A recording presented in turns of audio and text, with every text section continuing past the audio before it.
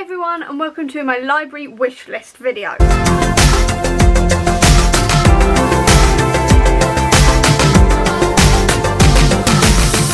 So I know I said in a couple of videos ago that my library overdrive had kicked me out and I couldn't get back into it, but that has now been fixed and I've just discovered that they have updated their library with a whole load of new releases. So what I thought I'd do is share with you a couple of the ones that I have on my wish list, just in case they come up in like future videos, in TBRs and all the rest of it, and just so you can maybe recommend me some so I know which ones to kind of prioritise. First thing I've got to mention is Tokyo Ghoul Volume 3, because I read the first two at the beginning of this month and I have reasonably enjoyed myself. They are not my favourite in the world, I've got to admit, but I am enjoying the storyline so far and the world and all of this kind of stuff, so I do want to continue the series. So currently I've got Volume 3 on my wish list waiting for me when I'm ready for it. I've currently also got My Hero Academia Volume 1 as well on my holds at the moment. The waitlist is like 9 weeks long, but fingers crossed it's a bit quicker than that. But I am really excited to read this one because obviously, as you can tell by my shelves and everything, I love superheroes, and I am also trying to get into more manga and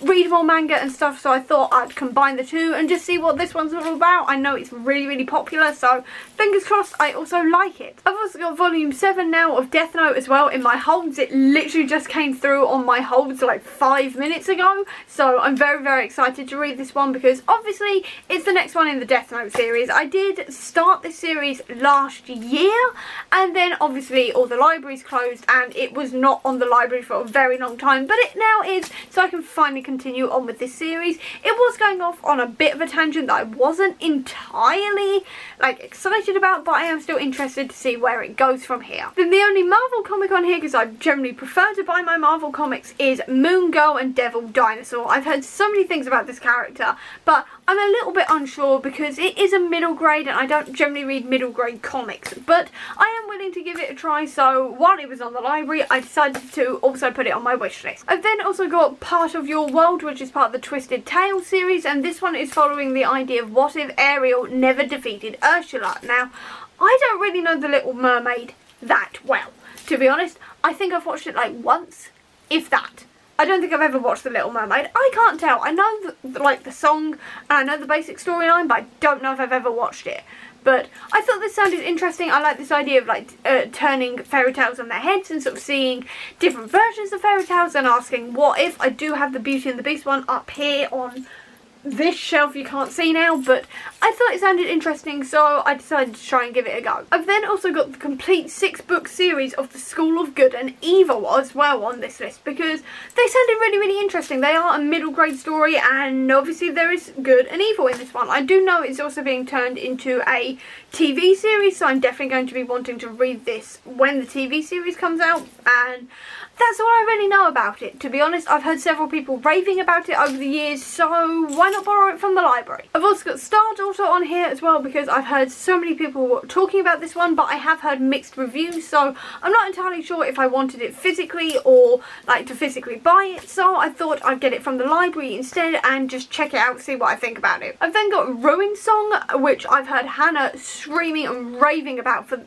like since January, essentially, since she's read it, and she's made me really interested in this book. The only thing is that I do know that it's got a romance in it, which I'm slightly worried about, but I do know it's also about a character who can torture people with her voice when she sings, which right up my alley. Essentially, that sounds right up my alley. I think it's a bit of a dark fantasy, but I don't really know anything else about it, but I do want to give it a go, so when I saw it pop up on the library, it was immediately on the wish list. And the final one I'm going to mention is The Bone Season. Now, I've heard so many people raving about this, mainly Ashley from Frolic Through Fiction, who I'll leave a link to down below. She said that it's like a sci-fi fantasy dystopian, which sounds like fun. I have really enjoyed Middle Game now, which was a sci-fi fantasy sort of mixture, so that's fine, but I am a little bit hesitant. Dystopians don't work for me sometimes. It's a miss thing sometimes, and I do know that there is also a slow bone romance in this one, which isn't usually my thing, but I did want to give it a try because I've heard so many people raving about it, especially with